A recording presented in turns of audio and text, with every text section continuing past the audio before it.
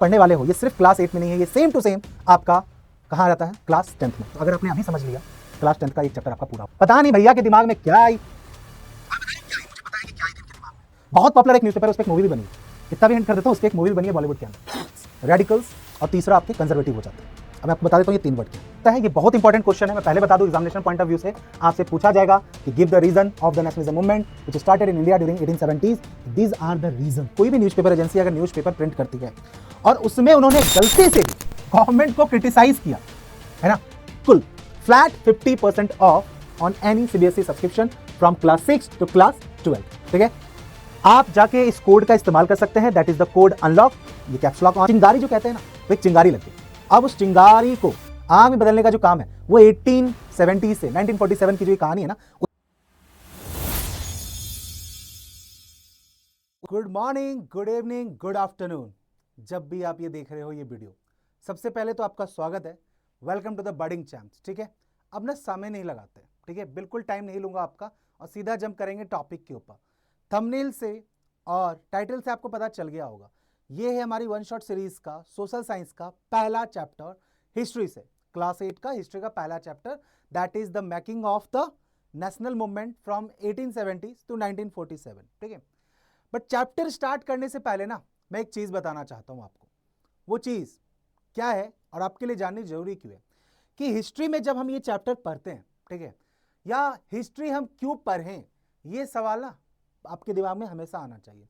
अगर सबसे पहले ये क्वेश्चन मार्क अगर आपका क्लियर हो गया ना, तो आपको फिर हिस्ट्री में इंटरेस्ट भी आ जाएगा, हिस्ट्री आपको बोरिंग भी नहीं लगेगी। देखो बच्चों, होता क्या है कि बेसिकली हम जिस टाइम में आज यहाँ पे 2024 है, ठीक है ना, तो ये हमारा प्रेजेंट है, ठीक है, इससे आगे हमारा फ्यूचर है, जो बीत गया वो हमारा पास्ट है। तो अपने प्रेजेंट को अच्छे से समझने के लिए और फ्यूचर के बारे में डिसीजन लेने के लिए बहुत जरूरी है कि हम अपने पास्ट को समझें, हम अपने इतिहास को समझें, हम अपने हिस्ट्री को जानें। इसीलिए हिस्ट्री इसलिए हमारे लिए इतनी ज़्यादा इंपॉर्टेंट हो जाती है। और क्लास 6, 7, 8 में जो आप हिस्ट्री पढ़ रहे हो, ये आपके कैरियर पॉइंट ऑफ व्यू से भी बहुत ज़्यादा इंपॉर्टेंट है, ठीक है ना। तो इसीलिए इस चीज को बड़े तसल्ली से समझना, अच्छे तरीके से पढ़ते हुए चलना बहुत जरूरी है, ठीक है। आगे चल के आपके कंपटीशन एग्जाम्स जो होते हैं, यूपीएससी, एसएससी वगैरह गवर्नमेंट के एग्जाम्स, वहां पे भी आपको यही सारी चीजें बाद में काम आती है। सो इट्स बेटर कि आप यहीं पे प्रिपरेशन अच्छे से कर लो, ठीक है। मेरा नाम कुमार भैया है, वैसे पूरा नाम कुमार सर है, कुमार शानू है, ठीक है। बच्चे मुझे प्यार से कुमार भैया बुलाते हैं, तो आप जो इतने बच्चे मुझे पहली बार देख रहे हैं, मुझे कुमार भैया बुलाओगे, ठीक है। Now the thing is that कि इस चैप्टर में ऐसा क्या है, ठीक है, the making of national movement 1870s से लेके 1947, ठीक है। 1857 की क्रांति, या हम बात करते हैं 1857 का रिवॉल्ट। आपने कहीं ना कहीं सुना होगा, ठीक है, झांसी की रानी के बारे में, तात्या टोपे के बारे में, ठीक है, और भी बहुत सारे लोगों के बारे में आपने सुना होगा, मंगल पांडे के बारे में आपने सुना होगा ड्यूरिंग द 1857 रिवॉल्ट। तो 1857 के रिवॉल्ट में आपने देखा कि किस तरीके से जो हमारे मतलब हमारे कंट्री में पहली बार ऐसा हुआ कि जो लोग हैं ना, उन्होंने ब्रिटिशर के खिलाफ आवाज उठाई। कोई चीज उन्हें अच्छी नहीं लगी तो उन्होंने कहा कि नहीं भैया, हम तो इस चीज के सख्त खिलाफ हैं, और हम भैया, आप ऐसा नहीं है कि आप जब जो कह दोगे हम वो मान लेंगे, ठीक है। और उसका एग्जाम्पल था 1857 का अपना रिवॉल्ट। बट 1857 की रिवॉल्ट में ना एक कमी थी। कमी क्या थी? लोग यूनाइटेड नहीं थे। कंट्री में अलग अलग जगह से लोग लड़ाई कर रहे थे, ठीक है ना। सबके अपने अपने पर्सनल मकसद थे, ठीक है। जो आर्मी या सोल्जर्स थे वो लड़ रहे थे बिकॉज जो ग्रेनेड यूज हो रहा था, है ना, उसमें गाय की चमड़ी या फिर सुअर की चमड़ी का इस्तेमाल हो रहा था। तो इसलिए जो हिंदू और मुस्लिम कम्युनिटी थी वो इसके अगेंस्ट हो गई, ठीक है ना, क्योंकि हिंदू जो है वो काऊ को अपना मतलब पवित्र मानते हैं, इसीलिए कहा कि नहीं भैया ऐसी बात नहीं है। और मुस्लिम कम्युनिटी के अंदर आपको सुअरों को लेकर कुछ ऐसे ही मानते हैं कि नहीं भैया, हम उनको टच नहीं कर सकते। तो इसीलिए भैया क्या हुआ, वो रिवॉल्ट हुआ। लेकिन बात यह है कि वो रिवॉल्ट इतना सक्सेसफुल नहीं हुआ, ठीक है। क्यों? क्योंकि रीजन ये था कि लोग यूनाइट नहीं थे। लेकिन उस रिवोल्ट से एक जो फायदा हुआ ना, वो ये हुआ कि एक चिंगारी जो कहते हैं ना, वो एक चिंगारी लग गई। अब उस चिंगारी को आग में बदलने का जो काम है वो 1870 से 1947 की जो ये कहानी है ना, उसमें हम कवर करेंगे, ठीक है। कहानी स्टार्ट करते हैं। कहानी स्टार्ट करने से पहले आपको एक चीज बताना चाहता हूं। वो क्या है? वो है आपका दशहरा फेस्टिवल ऑफर। आप बोलोगे भैया ये दशहरा फेस्टिवल ऑफर क्या है? तो भैया दशहरा फेस्टिवल ऑफर आपके लिए हम लेके आए हैं एक बहुत ही खास ऑफर। खास ऑफर क्या है? बिल्कुल flat 50% off on any CBSE subscription from class 6 to class 12, ठीक है। आप जाके इस कोड का इस्तेमाल कर सकते हैं, that is the code unlock. ये कैप्स लॉक ऑन है, ध्यान रखिएगा, UNLOCK। और आपको करना क्या है, डिस्क्रिप्शन में आपको लिंक दिख रहा होगा, ठीक है, कमेंट सेक्शन में भी आपको पिन किया हुआ है ना, वहां पे जाके जो भी आपकी रिस्पेक्टिव क्लास है, क्लास 6, 7, 8, 9, 10, 11, 12, आप जाके उस लिंक पे क्लिक करो, आप सीधा कहां पहुंचोगे, अनअकैडमी के ऑफिशियल वेबसाइट पे, ठीक है। वहां पे आपको क्या करना है, आपको जो भी कोर्स आपको दिखाई दे रहा है ना, जो भी कोर्स आपको पसंद है, आप जिस सब्जेक्ट का मतलब जिस क्लास का वो कोर्स आपने सेलेक्ट कर लिया और चेकआउट करते वक्त आपने ये कोड यूज किया, तो जितना भी प्राइस आपको दिख रहा है you will get the flat 50% of, सीधा हाफ हो जाएगा प्राइस, ठीक है। For example if the course price is 1000 rupees right now, इस कोड का इस्तेमाल करके वो सीधा 500 हो जाएगा। अब आप पूछोगे भैया ये क्या है, ये क्यों यूज करें हम, क्या फायदा होगा इसका, तो मैं आपको बताता हूं, ठीक है। प्लस कोर्स में आपको मिलते हैं एक तो बिल्कुल एक्सपीरियंस टीचर, ठीक है, वहां पे फिर आप क्या कर सकते हो, अपने हिसाब से जो भी सब्जेक्ट की आपको जो भी टीचर पसंद है आप सेलेक्ट करके उनकी क्लासेस ले सकते हो, डाउट सॉल्व कर सकते हो, इंस्टेंट डाउट सॉल्व होता है, और भी बहुत सारी चीजें। तो भैया आपकी प्रैक्टिस, ठीक है, देखो जितना अच्छा हम लोग यूट्यूब पे पढ़ा रहे हैं वहां तो आप पढ़ ही रहे हो, लेकिन इसके अलावा आपको 1-to-1 एक्सपीरियंस चाहिए, वो भी लाइव, तो कहां जाना है आपको, प्लस कोर्स पे, ठीक है। लिंक इन द डिस्क्रिप्शन और कमेंट सेक्शन में मैंने पिन कर रखा है, जाओ जाके एक्सेस करो। ये ऑफर सिर्फ वैलिड है टिल 9th ऑफ अक्टूबर, ठीक है, 9th ऑफ अक्टूबर यानी कल, ठीक है। तो भैया जाके सबके साथ शेयर कर दीजिए ताकि ये ऑफर जल्दी से मिस ना हो जाए, है ना। और कोड याद रखिएगा, कोड आपको यूज करना है अनलॉक, ठीक है। चलो अब हम बढ़ते हैं हमारी कहानी की तरफ, मूव करते हैं हम अपनी स्टोरी की तरफ। देखो आज जो हमारा देश भारत जो ये आजाद है ना, तो भैया इसको आजाद कराने के पीछे ना बहुत से फ्रीडम फाइटर्स, बहुत से लोगों का हाथ रहा है, ठीक है। ऐसा नहीं हुआ है कि एक दिन मतलब सुबह उठे और भारत देश आजाद हो गया, ठीक है। अब जब बात आजाद की करते हैं ना, आजादी की जब हम बात करते हैं तो एक कंफ्यूजन हमारे दिमाग में रहता है। कंफ्यूजन क्या है कि आप लोग को थोड़ा ये समझना होगा, आप लोग पहली बार जो क्लास 8 के बच्चे हैं, पहली बार थोड़ा सा डीप जा रहे हो आप लोग हिस्ट्री के अंदर, ठीक है। ब्रिटिशर्स के बारे में आपको पता ही है, ठीक है ना, ब्रिटिशर्स इंडिया आते हैं और इंडिया आके ब्रिटिशर्स का मकसद क्या होता है, बिजनेस करना, पैसा कमाना उनका मेन मोटिव होता है, ठीक है। लेकिन वो ईस्ट इंडिया कंपनी बनाते हैं, स्टैब्लिश करते हैं खुद को, लेकिन धीरे धीरे क्या होता है कि धीरे धीरे व्हाट दे डिड कि जब उनको दिखने लग जाता है ना कि भैया ऐसा है कि ये तो सोने की चिड़िया है ना, जितना चाहे उतना ज्यादा इसको हम ग्राइंड कर सकते हैं, तो वो धीरे धीरे क्या करने लग जाते हैं, यहाँ पे अपनी एडमिनिस्ट्रेटिव कंट्रोल करने लग जाते हैं, बेसिकली वो सब कुछ कंट्रोल करने लग जाते हैं।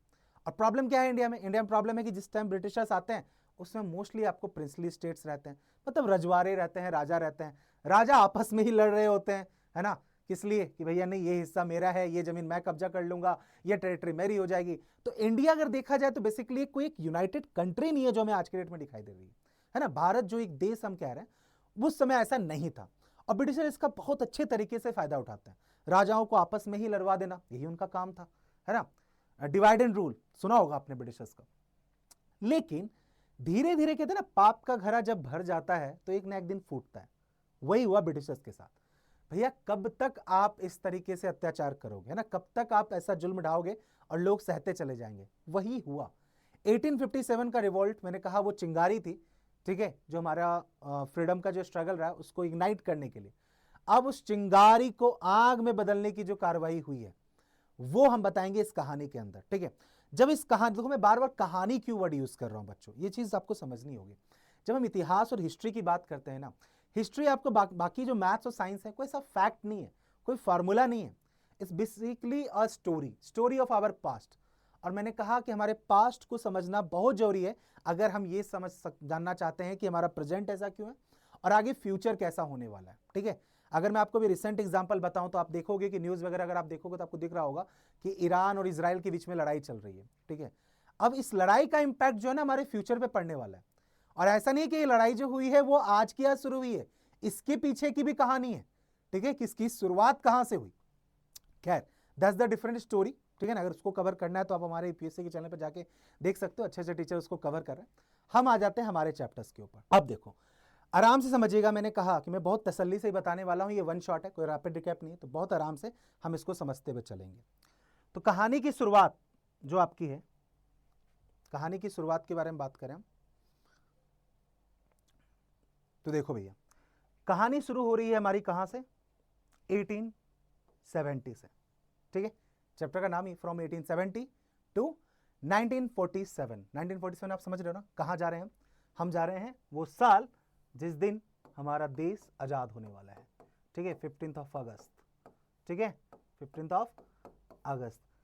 ये चैप्टर पूरा यहां से लेके यहां तक का टाइमलाइन है, कितना, 77 ईयर्स की कहानी। अब 77 ईयर्स की कहानी को हमने एक चैप्टर में अगर बताया है तो ऑब्वियस सी बात है कि हमने बहुत ज़्यादा ब्रीफ किया होगा, और आज वो आप सीखने वाले हो इस वन शॉट में, ठीक है। तो इसीलिए आराम से मैंने कहा बहुत तसल्ली से आपको समझना होगा, ठीक है। और एक चीज़ और बता रहा हूँ मैं, ये वन शॉट डिज़ाइन करने का पर्पस ये है कि अगर आप इसको देखना नहीं चाह रहे हो ना, कान में प्लग इन कर लो और पॉडकास्ट की तरह आप इसको सुन भी सकते हो, ठीक है। आराम से आप समझ सकते हो, बहुत डिटेल एनालिसिस है, समझते हुए चलना है, ठीक है। पूरा एनसीईआरटी इसमें हमने कवर किया तो अच्छे से आपको समझ में आ जाएगा, ठीक है। तो शुरुआत हम 1870 से करेंगे, ठीक है, और फिर हम जाएंगे कहाँ तक, 1947 का वो पूरा टाइम पीरियड है, हम वहाँ कवर करेंगे, ठीक है। लेकिन सबसे पहले बात ये आता है कि जो नेशनलिज्म मूवमेंट की हम बात कर रहे हैं, ठीक है, ये मूवमेंट शुरू क्यों हो रहा है। मैंने कहा सबसे पहले जो हमारे दिमाग में आना चाहिए वो क्या है, वाई, कि भैया जरूरत क्या पड़ रही है इस नेशनलिज्म मूवमेंट की, ठीक है। चलो वो समझते हैं हम, जरा वाई को जरा हम समझते हैं कि what is the reason behind this, ठीक है। देखो आप यहां पे बहुत सारे रीजन देख रहे होंगे, एक एक करके ना मैं आपको सारे रीजन बताता हूं, ओके। हुआ क्या, 1857 का रिवोल्ट हुआ है ना। अब 1857 के रिवोल्ट में नो डाउट हमने कुछ ना कुछ तो मतलब ब्रिटिशर्स को एक इंडिकेशन दे दिया कि भैया हमको हल्के में मत लो, है ना, इतने भी हल्के में मत लो, और टेकन एज ए ग्रांटेड वाली बात करते हैं ना, वो नहीं चलेगा। So be prepared, we are coming for you, है ना, ये उनको इंडिकेशन मिल चुका था। तो सबसे पहले बात तो वही है कि जो आपका रिवोल्ट था 1857 का, उसके बाद की जो कहानी है ना वो शुरू हुई 1857 के रिवोल्ट से ना। हमारे कंट्री में रहने वाले लोगों को एक बात तो समझ में आ गई कि उससे पहले वो ये समझ रहे थे कि ब्रिटिशर्स से लड़ा नहीं जा सकता, लेकिन उसे समझ में आ गया कि अगर हम यूनाइट हो जाएं, अगर हम एक स्ट्रेटेजिकल तरीके से भाई ब्रिटिशर्स के ऊपर हमला करें ना, तो उनसे लड़ाई की जा सकती है। 1857 इज वेरी इंपॉर्टेंट, ठीक है, इसलिए उसे हम first freedom movement of our country कहते हैं। ये ध्यान रखिएगा, वैसे भी कभी एग्जाम में आ जाता है कि पहला अगर हम क्रांति की बात कर रहे हो, पहले फ्रीडम मूवमेंट की बात कर रहे हो, तो वो 1857 का रिवॉल्ट है, ठीक है। इसके अलावा उस ड्यूरेशन में ना ब्रिटिशर्स बहुत सारे ऐसे एक्ट और लॉ वगैरह ला रहे थे जो कि ठीक नहीं थे। जैसे कि सबसे पहले उन्होंने क्या किया, 1878 का आर्म्स एक्ट, ठीक है। अभी आर्म्स एक्ट आपको दिख रहा होगा, सिंबल से आपको समझ में आ रहा है क्या है, कि भैया आप ना वेपन्स नहीं रख सकते। आप बोलोगे भैया ये तो अच्छी बात है, वेपन्स क्यों रखे कोई घर में।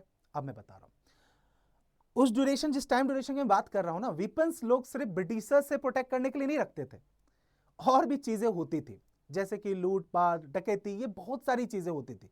अगर आप हिस्ट्री में देखोगे तो आप पढ़ोगे कि इंडिया के अलग अलग कोने में, ठीक है, बहुत सारे ऐसे डकैत वगैरह रहे जो लूटपाट वगैरह मचाते थे। पुरानी मूवी देखोगे ना आप, हिंदी मूवी, तो आपको वहां पे दिखेगा, ठीक है, कि डकैत आके गांव में अटैक कर रहे हैं, हमला कर रहे हैं, लूट कर रहे हैं। तो भाई किसान वगैरह जो थे वो खेती करते थे, अपने अनाज को एक जगह स्टोर करके रखते थे, और डकैत आके उसे लूट के ले जाते थे। तो उन सब लोगों से प्रोटेक्ट करने के लिए भी लोग क्या करते थे, वेपन्स रखते थे।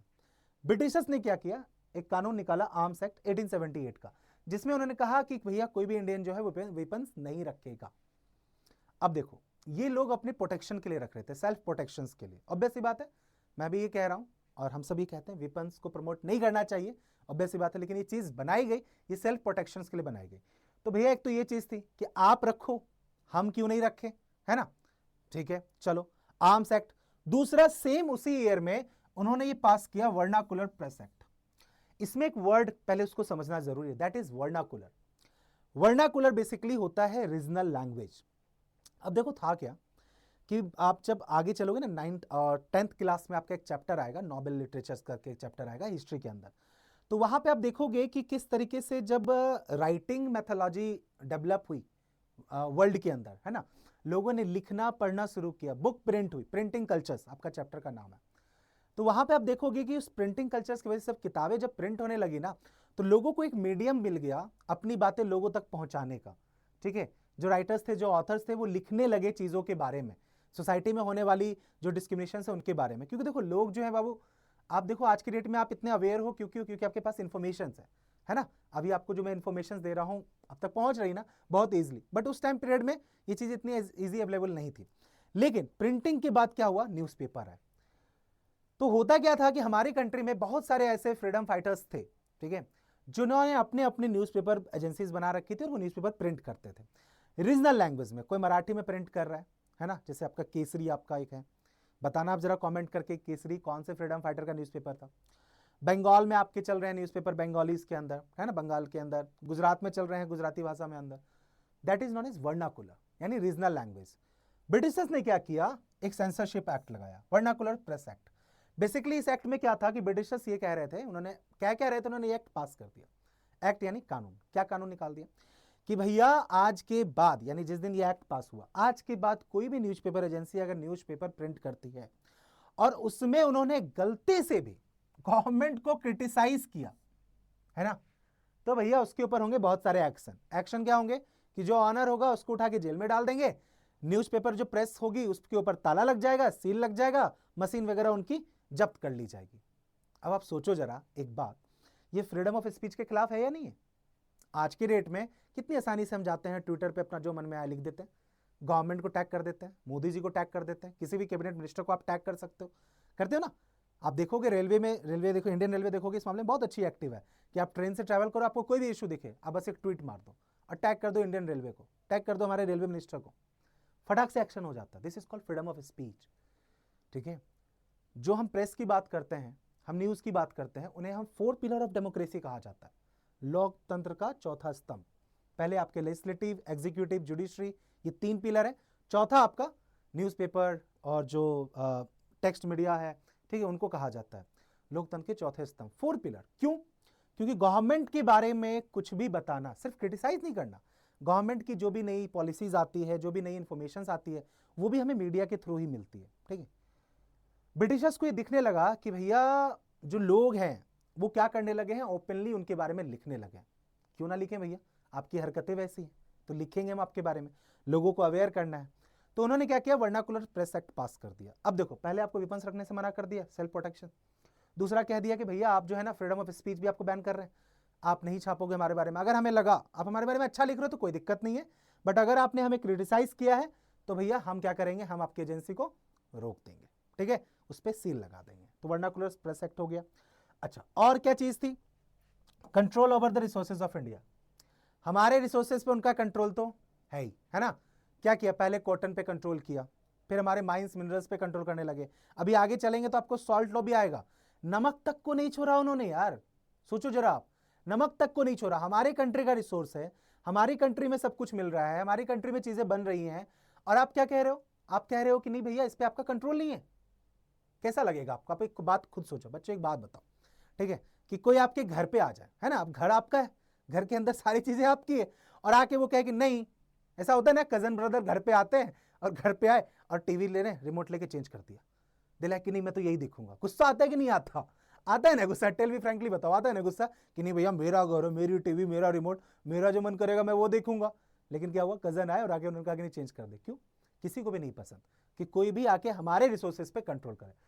तो ये भैया ब्रिटिशर्स कर रहे थे। ठीक है, अच्छा इतना ही नहीं, अभी रुको, अभी और देखो जरा, इल्बर्ट बिल। अब आप पूछोगे भैया इल्बर्ट बिल क्या है? तो बेसिकली देखो, ये एक अच्छा बिल था जो ब्रिटिशर्स ने मतलब कि प्रेजेंट किया था। ये अच्छा बिल था, लेकिन खुद का ही बिल बना के और खुद ही लोग, उन्हीं के लोग अपोज करने लगे और फिर इसको हटाया गया। ये बिल क्या कह रहा था कि जो हमारा कोर्ट कचहरी होते हैं उसमें जो जज होते हैं, ठीक है, तो भैया जो जज होंगे वो इंडियन भी थे और आपको फॉरेनर मतलब यूरोप ब्रिटिशर्स भी थे। ठीक है, 2 जज थे, इंडियन जज और ब्रिटिश जज। अब जिस पे कार्रवाई चल रही है वो इंडियन भी हो सकता है और यूरोपियन भी हो सकता है, बाहर का भी तो होगा, ब्रिटिश के भी लोग तो होंगे जो यहां रह रहे हैं, ऐसा तो नहीं कि उन पे कोई कार्रवाई नहीं चलेगी। तो इल्बर्ट बिल में ये कहा गया कि थोड़ा सा मतलब क्या कहते हैं, ट्रांसपेरेंट रखने के लिए, इक्वलिटी के लिए, कि जो यूरोपियन पर्सन होगा ना उस पर भी कार्रवाई जब चलेगी तो उसके लिए इंडियन जज होंगे। तो कहा ठीक है, ये तो अच्छी बात है, क्योंकि जो अगर कोई इंडियन के ऊपर कार्रवाई चल रही है तो उसका जजमेंट एक ब्रिटिशर जज दे सकता है, तो ब्रिटिशर्स के ऊपर अगर कार्रवाई चले तो क्या इंडियन जज उस पर जजमेंट नहीं दे सकते? देना चाहिए ना, अगर हम इक्वलिटी की बात करें। तो उन्होंने ये बिल पास किया, ठीक है, कि कर सकते हैं, अच्छी बात है। लेकिन फिर क्या हुआ, उन्हीं के लोग इस चीज का अपोज करने लगे कि नहीं नहीं नहीं नहीं, ऐसे कैसे कोई इंडियन जज यूरोपियन या ब्रिटिशर्स पर्सन के ऊपर कैसे जजमेंट ले सकता है? हो गई ना, आ गए ना, देखा देखा, अपने पे आ जाते हैं वो, हर बार अपने पे आता है। तो उन्होंने क्या किया, इल्बर्ट बिल का अपोज किया और फाइनली इसको हटाया गया। ठीक है, अब देखो यही वाली बात, जब लोगों को पहले ये अच्छा लगा कि भैया इक्वलिटी की बात है, फिर बाद में उसको चेंज कर दिया। अच्छा, देन फिर क्या हुआ, ड्यूरिंग दिस ड्यूरेशन जो मैं बात कर रहा हूं 1870 से लेके, मैं मोस्टली आपको बात करूं 1890, उसके आगे भी है, बट इस ड्यूरेशन में ना बहुत सारी आपको पॉलिटिकल ऑर्गेनाइजेशंस बनेगी, बहुत सारी पॉलिटिकल ऑर्गेनाइजेशन। देखो मैंने बोला 1857 का अगर आप रिवोल्ट देखोगे तो 1857 की रिवोल्ट में बच्चों आपको एक बात समझ में आ जाएगी कि बेसिकली जो भी आपको किंग थे, प्रिंसली स्टेट्स थे, रजवाड़े थे, वो सब लोग आपस में लड़ाई कर रहे थे, ठीक है, और वो इंडिविजुअली लड़ रहे हैं, वो इंडिविजुअली ब्रिटिशर्स से लग रहे हैं। लेकिन बाद में सबको समझ में आया कि यूनाइट होना होगा। अब यूनाइट कैसे हुआ जाए, तो यूनाइट होने के लिए बनानी पड़ी ऑर्गेनाइजेशंस, पॉलिटिकल ऑर्गेनाइजेशन, ठीक है। पॉलिटिकल ऑर्गेनाइजेशन बेसिकली क्या कि भैया उसका एक मोटिव होगा, जैसे कि आप आज के डेट में देखते हो ना, जितनी पॉलिटिकल पार्टीज है, आम आदमी पार्टी है, बीजेपी है, भारतीय जनता पार्टी है, आईएनसी इंडियन नेशनल कांग्रेस, अभी पढ़ेंगे उसके बारे में, इंडिया की सबसे पहली पार्टी है ना। तो जितनी भी पॉलिटिकल पार्टी है, इन सब पॉलिटिकल पार्टी का क्या मोटिव होता है, इनका कोई ना कोई एक मोटिव होता है, कोई ना कोई एक एजेंडा, ठीक है, होता है, कोई ना कोई एक पर्पस होता है। तो उसी पर्पस को पूरा करने के लिए मेनली सब उस समय तो पर्पस एक ही था, किसी तरीके क्या करना है ब्रिटिशर्स को, भैया ब्रिटिशर्स से लड़ना है, उनकी बात मतलब अपनी बात मनवानी है उनसे, उसके लिए क्या किया जाए, पॉलिटिकल ऑर्गेनाइजेशंस बनाई जाए। अब कुछ पॉलिटिकल ऑर्गेनाइजेशंस मैं बता रहा हूं आपको उस समय जो बनी, जिसमें सबसे इंपॉर्टेंट है हमारा आईएनसी, इंडियन नेशनल कांग्रेस। अभी हम इसके बारे में बहुत डिटेल से बात करेंगे। फिर आपका जैसे आता है पूर्ण सार्वजनिक सभा, देन आता है आपका मद्रास महाजन सभा, फिर आता है आपका बॉम्बे प्रेसिडेंसी एसोसिएशन, और इसके अलावा बहुत सारे। ये जितने नाम आपको दिए गए हैं बच्चे, ये नाम मैंने बता दिया, ये सारी चीजें एनसीईआरटी से उठाई गई है। एग्जाम में ना, एग्जाम पॉइंट ऑफ व्यू से ये जो नाम है ना, ये बहुत इंपॉर्टेंट है।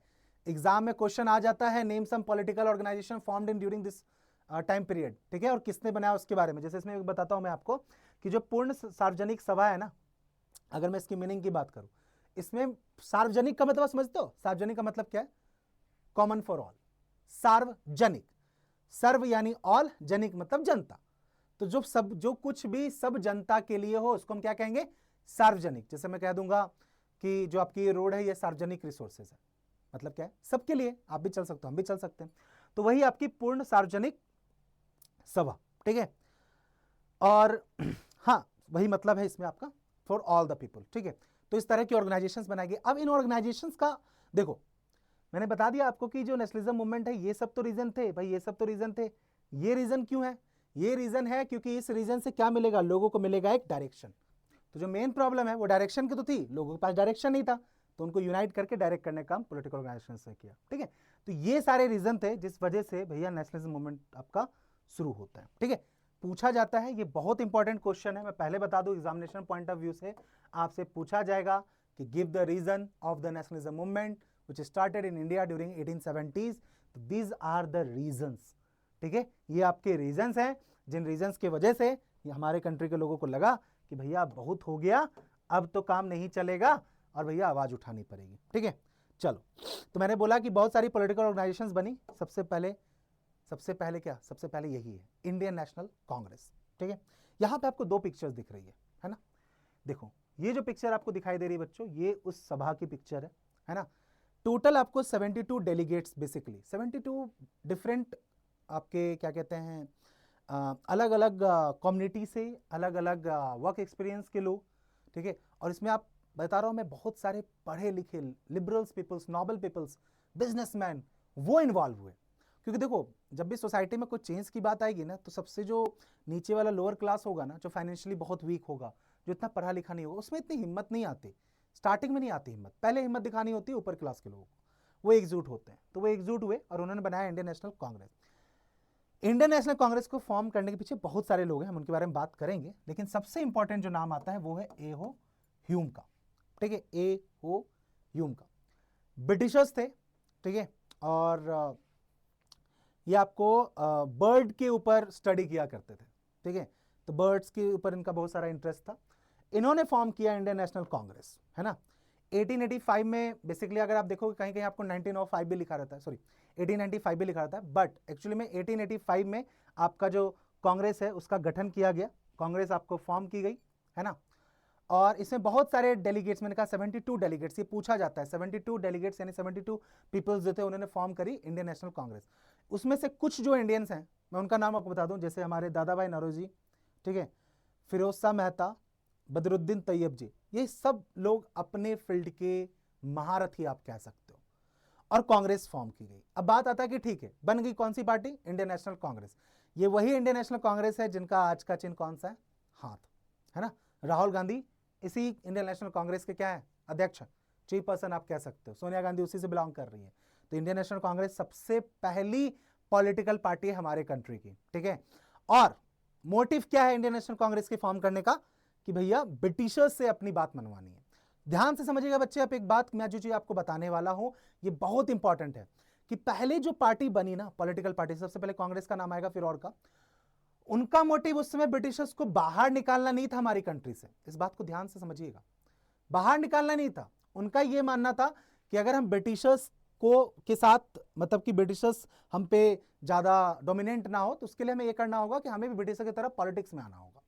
तो ये पॉलिटिकल ऑर्गेनाइजेशंस थी, ठीक है, जो पॉलिटिकल तरीके से ब्रिटिशर्स की डोमिनेंसी को क्या करेगी? फाइट करेगी। अब आप बोलोगे भैया ये क्या है पॉलिटिकल डोमिनेंसी? पॉलिटिकल तरीके से मतलब क्या? पॉलिटिकल तरीके से मतलब है कि जो इलेक्शन है उसमें पार्टिसिपेट करना। उनका सिंपल फंडा था कि ब्रिटिशर्स जो रूल बना रहे हैं, तो रूल बनाने में अगर हम भी आ जाए तो हम क्या करेंगे? हम अपनी जरूरतों के हिसाब से रूल बनाएंगे। और उसके लिए क्या करना होगा? उसके लिए हमें ये पॉलिटिकल जो रास्ता है, वो रास्ता, मतलब कहते हैं ना एक सिस्टमैटिक जो रास्ता हो सकता है, उस रास्ते को फॉलो करना। बट ये ज्यादा टाइम चलेगा नहीं, है ना।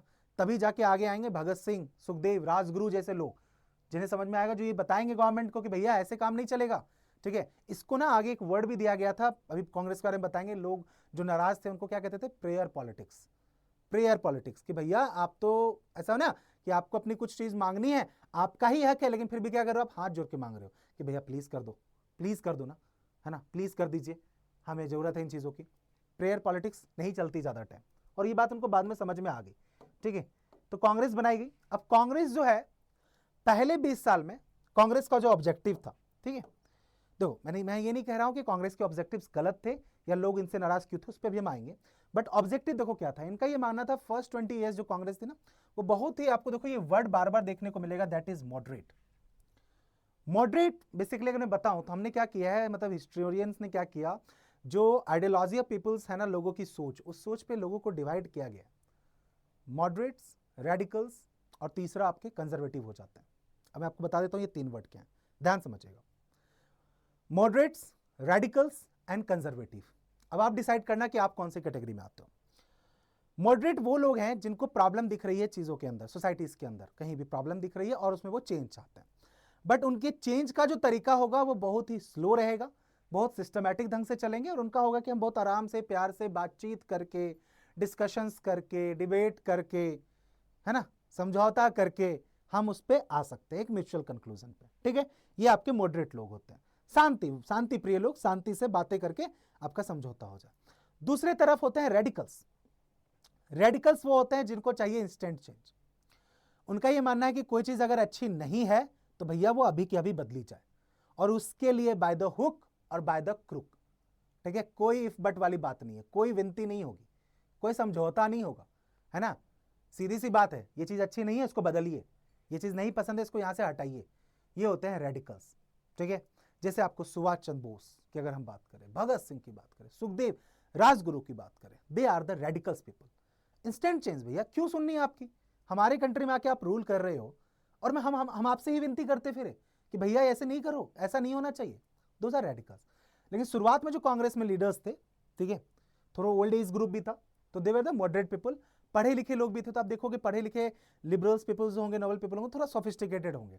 अब इट डजंट मीन्स कि जो रेडिकल्स हैं वो पढ़े लिखे नहीं है, वो भी पढ़े लिखे हैं, वो भी पढ़े लिखे हैं, वो भी यंग ब्लड है। बट उनको देखो, बात यही ना कि शुरुआत में आपने क्या किया, मॉडरेशन से आपने करके देखा, ठीक है। शुरुआत आप मॉडरेशन से कर रहे हो, बातचीत से, काम नहीं बनेगा, तब फिर क्या होंगे? रेडिकल्स आएंगे।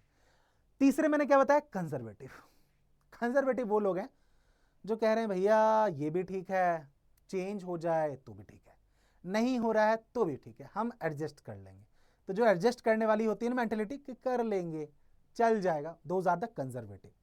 चेंज मॉडरेट और रेडिकल्स को चाहिए। मॉडरेट का तरीका बहुत ही सॉफ्ट रहेगा, रेडिकल्स का थोड़ा एग्रेसिव होगा, कंजर्वेटिव को कोई फर्क नहीं पड़ रहा, चेंज हो चाहे ना हो, दोनों में खुश है वो। अब नाउ यू डिसाइडेड कि आप कौन सी कैटेगरी में है ना, और कमेंट करके बताना कि आपको क्या लग रहा है कि आपकी थिंकिंग कहां जाती है। तो भैया शुरुआत के 20 सालों में क्या हुआ, जो कांग्रेस थे ना बच्चों, वो मॉडरेट तरीके से काम कर रहे थे, ठीक है। ब्रिटिशर्स के साथ बात करना, देखो एहो ह्यूम जो मैंने बताया फाउंडर ऑफ जो कांग्रेस है, वो भी खुद एक ब्रिटिशर्स ऑफिसर्स थे, है ना। तो उनका यही था कि एक काम करते हैं, एक पॉलिटिकल पार्टी बनाएंगे जो कि एक ब्रिज बनेगी ब्रिटिशर्स और इंडियन पीपल के बीच में। इंडियन पीपल की जो प्रॉब्लम होगी वो कांग्रेस पार्टी तक आएगी, कांग्रेस पार्टी के जो लीडर्स हैं वो ब्रिटिशर्स तक उन बातों को लेके जाएंगे और फिर आपसी समझौते से वो किसी कंक्लूजन पे पहुंचेंगे। कन्फ्लिक्ट को बेसिकली कम करना था, लेकिन वो चलेगा नहीं ज्यादा टाइम।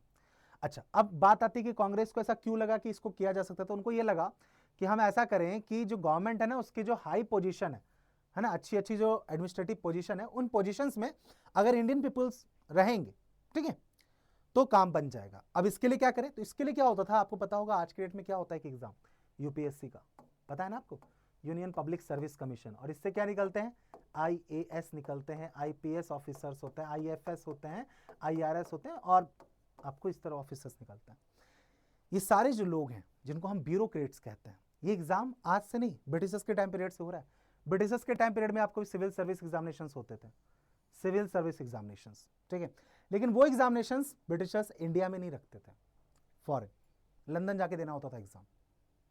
अब यहाँ पे कैच है, रीजन कि वो एग्जाम इंडिया में क्यों नहीं है। ऐसा नहीं कि लंदन जा रहे हैं तो वहाँ पे डिस्क्रिमिनेशन हो रहा है, नो नो नो, ब्रिटिशर्स पढ़ाई लिखाई को लेकर बहुत सिंसियर थे, बहुत सख्त थे, चीटिंग वुटिंग वाला सिस्टम नहीं था। बात क्या था कि अगर इंडिया में एग्जाम होगा तो बहुत सारे जो इंडियन है वो पार्टिसिपेट करेंगे।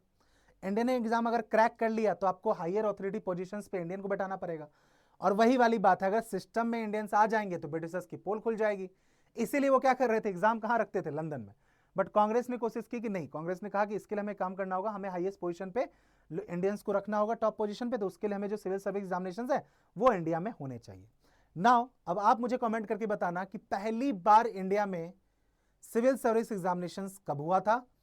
द फर्स्ट इंडियन, मैं जान रहा हूं यह नाम आपको पता होगा अगर आप लोगों ने मूवी और वेब सीरीज देखी हो, फर्स्ट इंडियन जिन्होंने वो सिविल सर्विस एग्जामिनेशंस क्रैक किया, यानी बेसिकली मैं कहूं the first person who crack the examinations like UPSC, ठीक है, यूपीएससी नाम बाद में पड़ा है, पहले वो सिविल सर्विस एग्जामिनेशन था बिफोर इंडिपेंडेंस, ठीक है।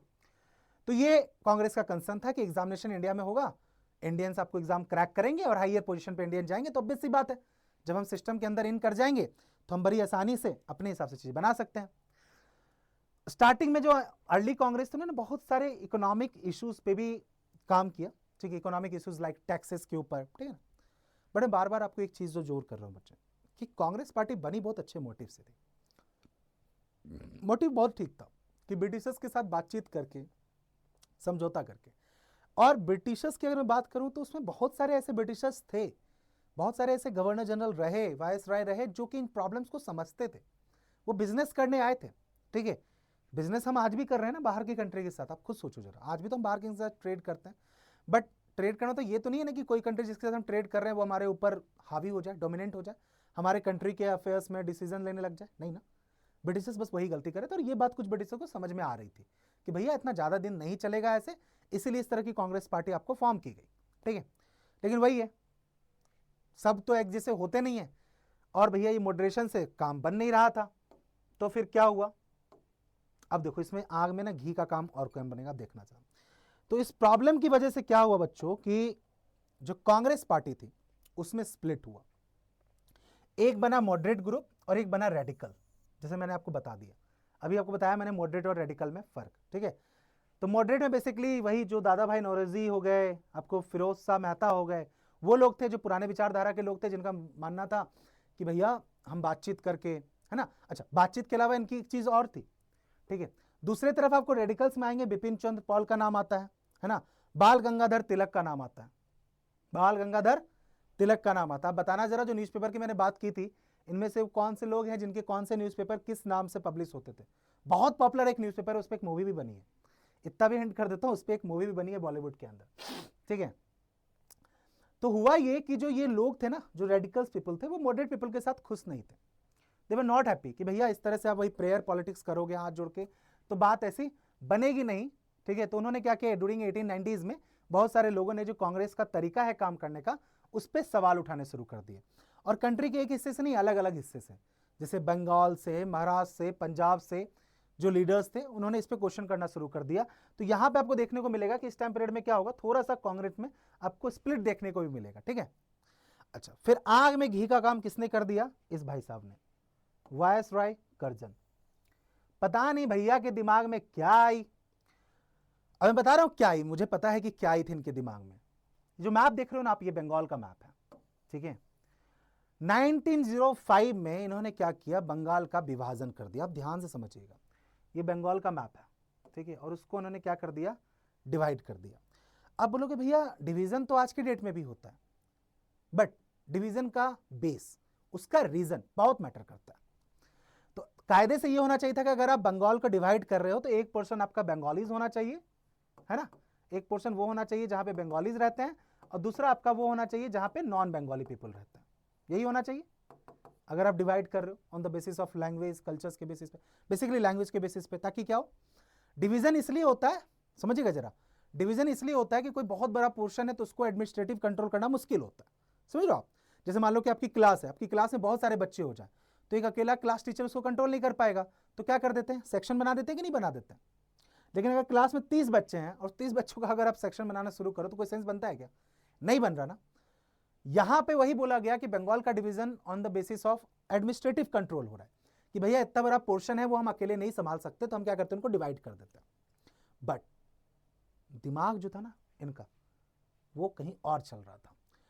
जिस टाइम पीरियड की हम बात कर रहे हैं उस समय क्या हो रहा है, बंगाल के अंदर बहुत सारे पॉलिटिकल ऑर्गेनाइजेशन जो है वो एक्टिव हो रही है, पॉलिटिकल रीडर एक्टिव हो रहे हैं, न्यूज़पेपर आपको प्रिंट किया जा रहा है, और वो सब ब्रिटिशर्स के काम को क्रिटिसाइज कर रहे हैं, क्वेश्चन कर रहे हैं कि भैया ये सही तरीके से नहीं हो रहा, ये बिल्कुल सही नहीं हो रहा।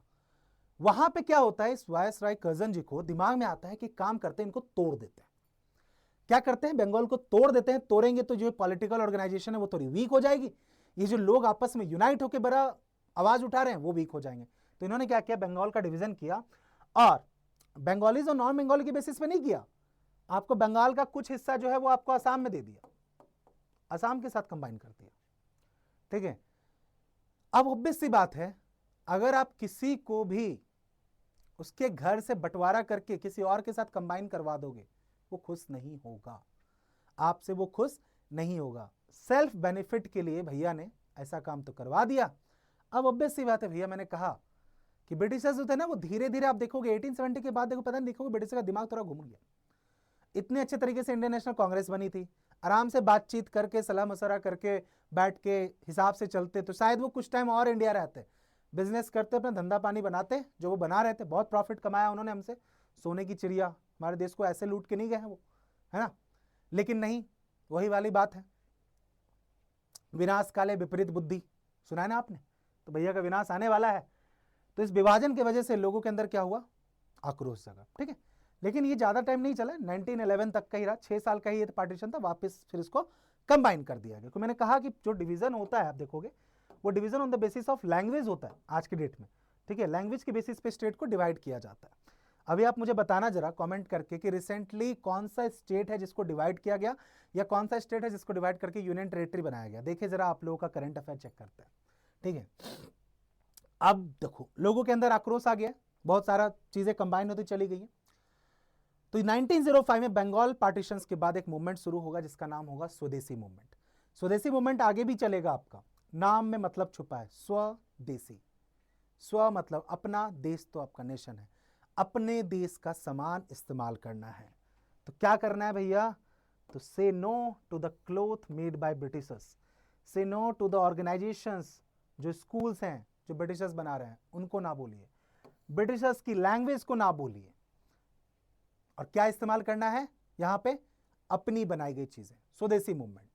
तो यहीं से देखोगे आप, यही वो टाइम पीरियड है जहां पे क्या होगा, अभी नहीं लेकिन धीरे धीरे लोग अपनी खादी और अपनी चीजों का इस्तेमाल करना शुरू कर देंगे, ठीक है। बट खादी पे ज्यादा जोर महात्मा गांधी देंगे जब वो हमारी कंट्री में आएंगे, ठीक है। जो स्कूल कॉलेजेस वगैरह हैं लोग उसको बाइकआउट करना शुरू कर देंगे, लैंग्वेज को बाइकआउट करना शुरू करेंगे, कहेंगे भैया अपनी लैंग्वेज को प्रमोट कीजिए, इंग्लिश सीखने की जरूरत नहीं है।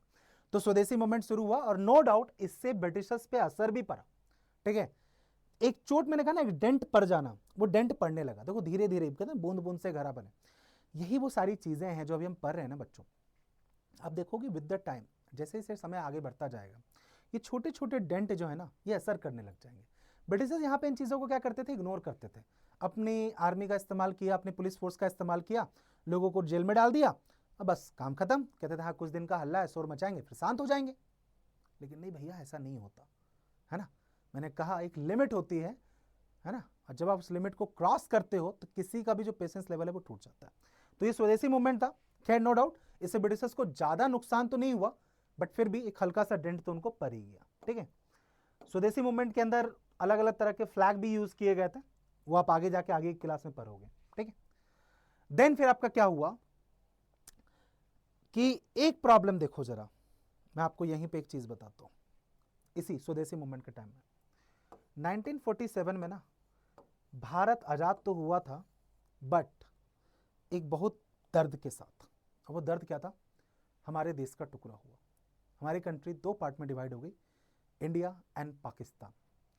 अगर मैं आपसे ये सवाल करूं, जेन्युइनली अगर आपसे पूछूं कि आप उस टाइम पीरियड में होते जिस टाइम पीरियड में ये पार्टीशन हुआ, तो आपका क्या राय रहता, आपका क्या विचार रहता? क्या पार्टीशंस सही हुआ, करना जरूरी था? अब देखो बच्चों, जब ये बातें आती है ना, देखो बहुत इंपॉर्टेंट, आप प्लीज थोड़ा क्लोज आइए मेरे पास। और एक चीज जो मैं आपसे बहुत दिल से शेयर करना चाहता हूं कि प्रॉब्लम क्या होती है कि आज के डेट में आप देखोगे ना, तो लोग बिना नॉलेज के, बिना इंफॉर्मेशन के ना कुछ भी बोलना शुरू कर देते हैं। मैं नहीं चाहता कि हमारे जो चैम्प्स हैं वो ये चीजें गलत करें। आप चीजों को समझना जरा, बहुत जरूरी है इन चीजों को समझना। पार्टीशन हमारा 1947 में होता है, ठीक है, बट उसका जो बीज है ना वो यही बंगाल पार्टीशन, बंगाल का जो पार्टीशन है 1905, उसी समय उसका जो बीज है वो बो दिया जाता है। अब वो बीज क्या मैं बताता हूं। जब बंगाल का विभाजन हुआ तो ऑब्वियस सी बात है, लोग खुश नहीं थे कि बंगाल का विभाजन क्यों हुआ, बट एक कम्युनिटी खुश थी, that is the Muslim community. ठीक है, और एक ग्रुप ऑफ पीपल है मुस्लिम कम्युनिटी का, जिसमें बेसिकली आपको मुस्लिम लैंडलॉर्ड हैं, नवाब हैं, और ढाका यानी जो आज के डेट में आपको बांग्लादेश की कैपिटल सिटी है, वहां पे उस समय वो इंडिया का ही पोर्शन था, तो वहां पे वो मिलते हैं और मिलके एक ऑर्गेनाइजेशन बनाते हैं, ऑल इंडिया मुस्लिम लीग। ये वही पार्टी है जो आगे चल के पार्टीशंस की डिमांड करेगी और कहेगी कि भैया नहीं, भारत से कट के एक अलग देश बने जो कि मुस्लिम कम्युनिटी प्रधान देश होगा, जो कि आपका पाकिस्तान बनेगा। अब बात यह है कि ये बंगाल के पार्टीशन से क्यों खुश थे, रीजन समझना चाह। अगर आप बंगाल को देखो, जैसे आप देखो बांग्लादेश आप देख रहे हो ना, बंगाल के बगल में ही है ना, वो पहले वेस्ट बंगाल था, फिर वो ईस्ट बंगाल हुआ, फिर वो ईस्ट बंगाल पाकिस्तान में चला गया, फिर 1971 में जब वॉर लड़ी हमने पाकिस्तान के साथ, फिर वो इंदिरा गांधी उसमें प्राइम मिनिस्टर थी, तो उसको सेपरेट करके 16 दिसंबर 1971 को बांग्लादेश बना। तो बांग्लादेश में आपको बंगालीज पीपल है, बट मुस्लिम बंगालीज पीपल है। ठीक है, तो यहां के लोग जो थे ना, जो ये सपोर्ट कर रहे थे बंगाल पार्टीशन को, क्योंकि इनका मानना था ना कि मतलब इंडिया के अंदर क्या है, कांग्रेस के अंदर बेसिकली जो लीडर है, टॉप लीडर, वो हिंदू कम्युनिटी से बिलोंग कर रहा है, मुस्लिम कम्युनिटी से नहीं है। तो इसीलिए उनको वो डिस्क्रिमिनेशन फेस हो रहा था, उनको वो फील हो रहा था कि भैया हमारी बात तो ना कोई उठा नहीं रहा, मुस्लिम कम्युनिटी की बात तो कोई उठा नहीं रहा, कोई हमारे बारे में बात नहीं कर रहा। तो इसलिए इन्होंने बोला कि नहीं, हमें काम करेंगे, हम अपना सेपरेट इलेक्शंस करवाएंगे, जिसमें सिर्फ मुस्लिम वोटर होंगे और मुस्लिम ही रिप्रेजेंटेटिव होंगे, लोग उसे वोट देंगे। ठीक है, तो इसलिए वो अपने लिए एक अलग सेपरेट कम्युनिटी यहीं से बिल्डअप करना शुरू कर रहे हैं, और यही मैंने कहा, यही वो बीज है जो आगे जाके पाकिस्तान की डिमांड करेगा। ठीक है, तो जो लीग थी उन्होंने सेपरेट इलेक्शंस की डिमांड करी, और उनकी जो डिमांड है वो 1909 में जाके पूरी भी हो जाती है। एक सेपरेट इलेक्शन होता है जो कि मुस्लिम वोटर्स के लिए होता है और सिर्फ मुस्लिम रिप्रेजेंटेटिव के लिए होता है। तो they were happy with the Bengal partitions. लेकिन भैया वही वाली बात है, इनको जोड़ने की कोशिश करेंगे लोग, गांधी जी आएंगे तब जोड़ने की कोशिश करेंगे। अब देखो क्या हुआ, मैंने बताया कि कांग्रेस के अंदर पहले ही आपका मतभेद शुरू हो गया था मॉडरेट और रेडिकल्स के बीच में। 1907 में क्या होगा, कांग्रेस के बीच में स्प्लिट होगा, बंटवारा होगा। बहुत ध्यान समझिएगा, दो ग्रुप, एक तो वही आपका जो अर्ली नेशनलिस्ट होंगे, एक मॉडरेट्स जो मैंने बता दिया है ना, जो शांति से चाहेंगे, प्रेइंग पॉलिटिक्स यूज करके चाहेंगे चीजें हो जाए। दूसरी तरफ होंगे रेडिकल्स, एक एक्सट्रीमिस्ट, जिनको चाहिए इंस्टेंट चेंज, और इसके लिए अगर वायलेंस का रास्ता अपनाना हो, रिवोल्यूशनरी वायलेंस, इस वर्ड को बच्चे ध्यान समझिएगा, नॉट वायलेंस, रिवोल्यूशनरी वायलेंस। ठीक है, क्रांतिकारी वायलेंस, वायलेंस मतलब पर्सनल मोटिव नहीं है, बट आपको रिवोल्यूशन करना है, चेंज करना है, तो भैया थोड़ा सा तो वायलेंस होगा, ये इनकी सोच थी। ठीक है, तो भैया डायमंड, यानी कि आपको पता है कहां होता है हमारे कंट्री में डायमंड का सबसे ज्यादा मैन्युफैक्चरिंग इंजीनियरिंग, सूरत के अंदर। सूरत के अंदर 1907 में क्या हो रहा है, आपका स्प्लिट होगा। ठीक है, बंटवारा हो जाएगा सूरत के अंदर कि भैया हम दोनों के रास्ते अलग अलग। ठीक है, आप अपना कीजिए, हम अपना करते हैं। लेकिन ज्यादा टाइम तक ऐसा नहीं होगा, 8 साल के बाद दोबारा 1915 में वापस से इनके बीच में क्या हो जाएगा, समझौता हो जाएगा। ठीक है, कि नहीं भैया अलग अलग होके काम नहीं चलेगा, हम लोग वापस से साथ आ जाते हैं। ठीक है, देखो आगे भी चल के आपको दिखेगा, मतभेद आपको आगे भी होते रहेंगे, है ना, क्योंकि ऑब्वियस सी बात है, जब दो आइडियोलॉजी एक जगह टकराएगी ना, म्यूचुअल कंसेंट पे नहीं निकलेगी, तो होगा। अब आते हैं हमारे कौन, गांधी जी। कहां से, साउथ अफ्रीका से इंडिया। गांधी जी की एंट्री होती है इन 1915, ठीक है। साउथ अफ्रीका में गांधी जी का बोलबाला हो चुका था, डंका बज चुका था। गांधी जी प्रोफेशनली एडवोकेट थे। साउथ अफ्रीका बेसिकली वो गए थे अपना लोअर प्रोफेशंस को कंटिन्यू करने। ब्रिटिशर्स वहाँ भी रूल कर रहे थे, लेकिन वहाँ जाके उन्होंने एक चीज़ नोटिस करी, that is the apartheid system. Basically apartheid system आपका क्या है, काले गोरे का भेद है ना, रेशियल डिस्क्रिमिनेशन, जो कि बहुत ज़्यादा था अफ्रीका के अंदर, बहुत ही ज़्यादा, ठीक है, बहुत ही, मैं कहूँगा तो एक्सट्रीम लेवल पे था। गांधी जी वहाँ पे लड़ते हैं ब्रिटिशर्स की उसके खिलाफ, है ना। वो एक अलग लड़ाई है, वो एक अलग कंसेप्ट, मतलब एक अलग टॉपिक हो जाएगा अगर मैं भी उसके अंदर डीप जाऊँगा तो। बट 1915 में क्या होता है, गांधी जी साउथ अफ्रीका से वो लड़ाई लड़के वापस कहाँ आते हैं, भारत। और भारत आने के बाद जो सबसे पहला काम गांधी जी ने किया, वो काम क्या था, वो काम था हमारा भारत दर्शन, ठीक है। भारत दर्शन किया उन्होंने, इंडिया विजिट किया, 1 साल तक वो भारत घूमे। चंपारण बिहार में वहां से शुरुआत करी, खेरा डिस्ट्रिक्ट गुजरात तक जा रहे हैं, और जाके भारत दर्शन करके उन्होंने क्या किया, लोगों की कंडीशंस को समझा, फार्मर्स की कंडीशंस को समझा कि भैया वो किस प्रॉब्लम से गुजर रहे हैं। और फिर गांधी जी को समझ में आया कि भैया प्रॉब्लम सिर्फ साउथ अफ्रीका में नहीं, इंडिया के अंदर भी है। और फिर यहां पे शुरुआत करेंगे गांधी जी मूवमेंट्स की। बहुत सारे मूवमेंट होंगे, ध्यान समझना। और मैं बता रहा हूं बच्चों कि अब जो मैं आपको बता रहा हूं, मैंने इसका नाम देखो, नाम मैंने क्या, ये है गांधी एरा। 1915 से लेके 1947 के टाइम पीरियड को हम नो डाउट गांधी एरा के नाम से जानते हैं। रीजन इज दैट कि गांधी जी का बहुत ज्यादा इंफ्लुएंस है। एग्जाम पॉइंट ऑफ व्यू से कहूं और कंसेप्ट के पॉइंट ऑफ व्यू से कहूं कि जो चीजें आप पढ़ने वाले हो, ये सिर्फ क्लास 8 में नहीं है, ये सेम टू सेम आपका कहां आ जाता है, क्लास 10th में। तो अगर आपने अभी समझ लिया, क्लास 10th का एक चैप्टर आपका पूरा हो रहा है। क्लास 10th का पूरा एक चैप्टर यहां से 1915 से 1947 तक है, सोचो। तो आप क्लास 8 में ज्यादा पढ़ रहे हो क्लास 10th से, ठीक है। तो ठीक है भैया, गांधी जी आ गए, गांधी जी ने विजिट किया, गांधी जी ने प्रॉब्लम देखी। तो गांधी जी ने कहा भैया इस प्रॉब्लम को दूर करने के लिए अब हमें क्या करना होगा, मूवमेंट करना होगा। सबसे पहले क्या शुरू हुआ, रॉलेट सत्याग्रह। इस वर्ड को बच्चे ध्यान समझिएगा आप, जब हम बात करते हैं इस वर्ड सत्याग्रह की, इसमें 2 वर्ड हैं, दैट इज सत्य और दूसरा है आग्रह। तो यानी कि इसका मतलब है सत्य का आग्रह करना, या मैं इंग्लिश में से ट्रांसलेट करूं तो follow the truth, follow the truth, this is what the satyagraha is. Gandhi ji का मानना था, गांधी जी का मानना था कि अगर आप सत्य की राह पे चल रहे हो तो आपको कुछ भी और करने की जरूरत नहीं है, आप आराम से अपने राह पे चलो, सत्य रहो, आपको कोई हरा नहीं सकता, टाइम लगेगा बट आराम से। और दूसरा, गांधी जी अहिंसावादी, नॉन वायलेंस, तो उनका पीसफुल तरीके से होगा। अब रॉलेट सत्याग्रह क्या है, तो ब्रिटिशर्स का एक कानून था रॉलेट एक्ट, ठीक है। अब देखो, पहले ही बहुत सारे इल्बर्ट बिल है ना, arms act, vernacular press act, Britishers ऐसा कुछ ना कुछ करते रहते थे। बीच में आपका एक फॉरेस्ट एक्ट भी है, हम पढ़ेंगे उसके बारे में। रॉलेट एक्ट में क्या हुआ, इस एक्ट में क्या था, बेसिकली जो हमारा फंडामेंटल राइट है ना, that is the freedom of expression, ठीक है, उसी को इन्होंने खत्म करने की कोशिश करी।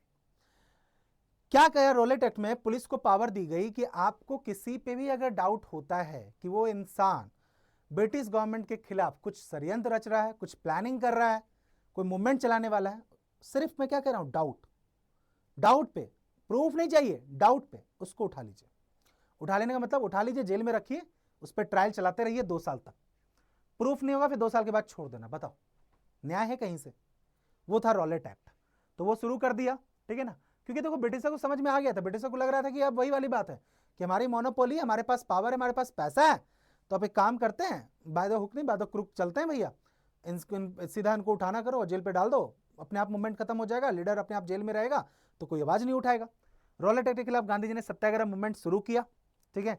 इस बेसिकली इसमें क्या होती थी, अलग अलग जगह पे आपको सत्याग्रह सभा होती थी, जहां पे कुछ नहीं, बैठ के बहुत शांतिपूर्ण तरीके से भजन कीर्तन होता था, बस वही डेमोन्स्ट्रेशन था।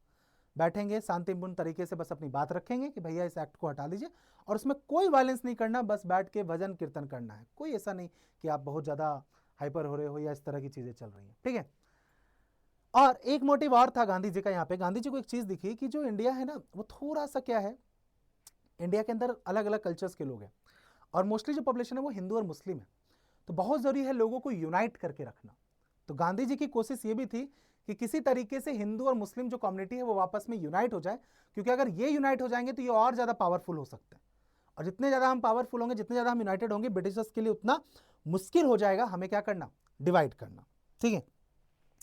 तो इसलिए उन्होंने क्या किया, कि भैया ऐसा है, अलग अलग रीजन के लोग हैं, उनको यूनाइट करते हैं। ठीक है, चलो तो भैया ठीक है, सत्याग्रह मूवमेंट आपका शुरू हो गया।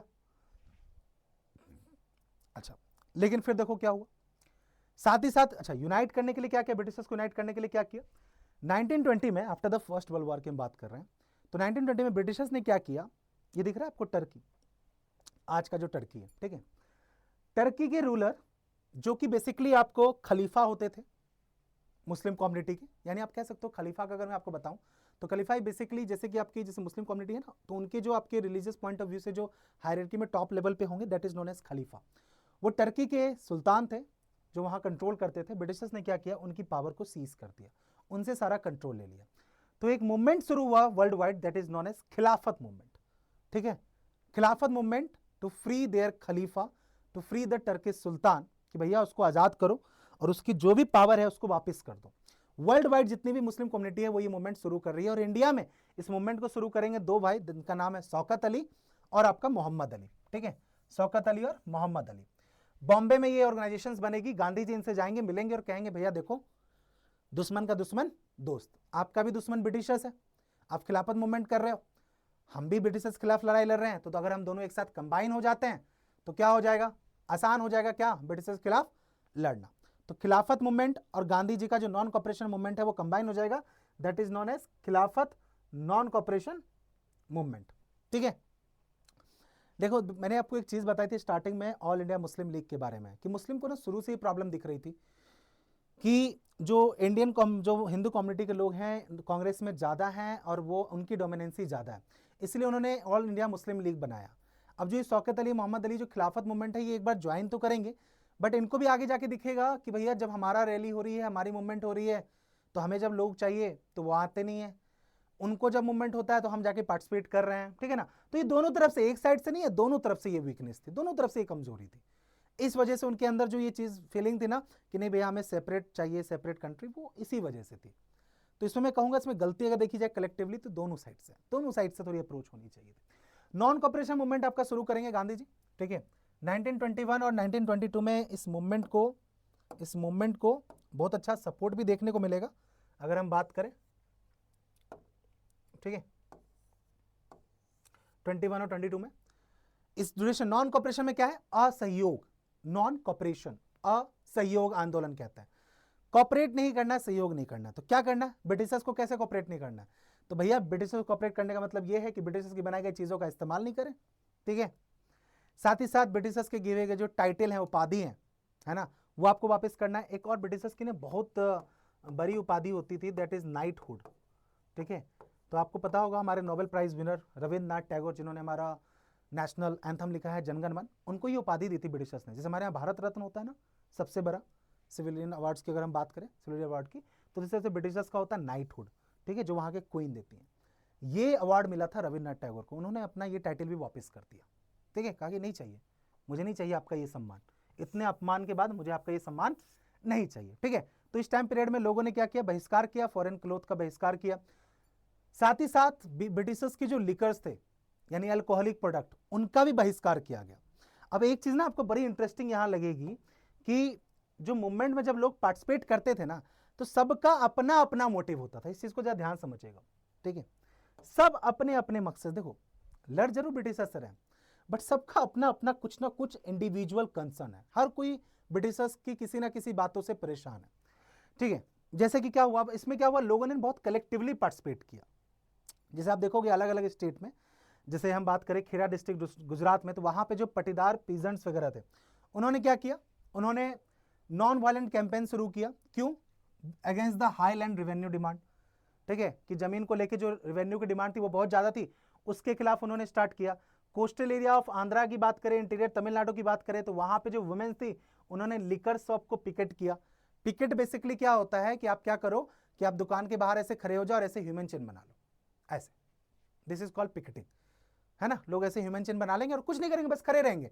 कोई अगर दुकान पे आएगा तो उससे कहेंगे भैया नहीं, प्लीज नहीं लेनी है आपको नहीं लेनी है, खरीदनी नहीं है, प्लीज मत पीजिए, डोमेस्टिक वायलेंस होता है।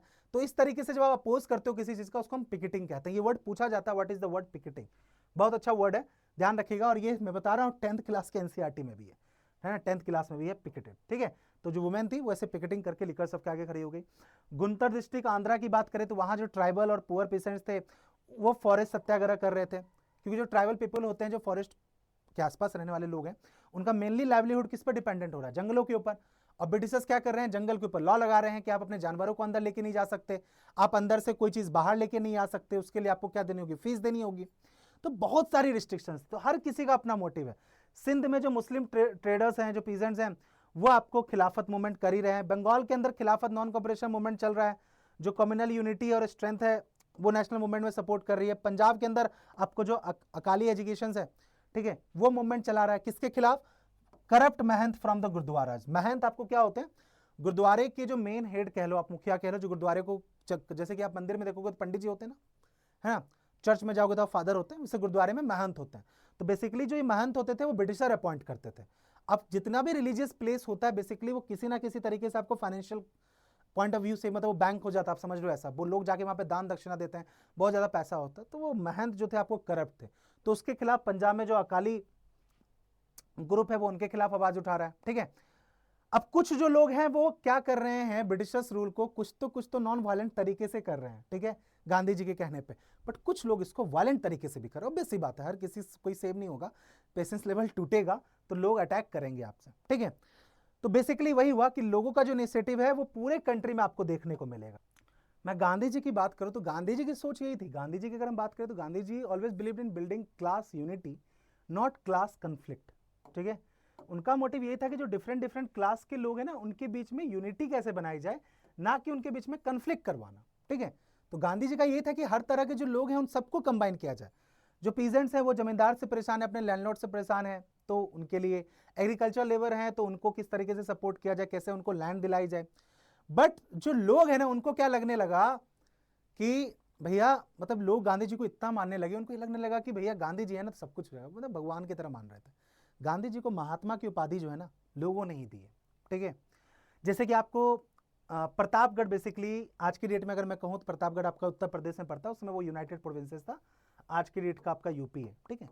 वहाँ के लोगों ने क्या किया, जो वहाँ के जो पेशेंट्स थे उन्होंने बड़े अच्छे तरीके से जो इलीगल इविक्शंस ऑफ टीनेट्स था, बेसिकली क्या होता था कि जो लोग हैं उनको उन्हीं की जमीन से हटा दिया जाता था इलीगली तरीके से, गलत तरीके से, उसके खिलाफ आवाज उठाई। पता है लोगों के अंदर क्या आ रहा था?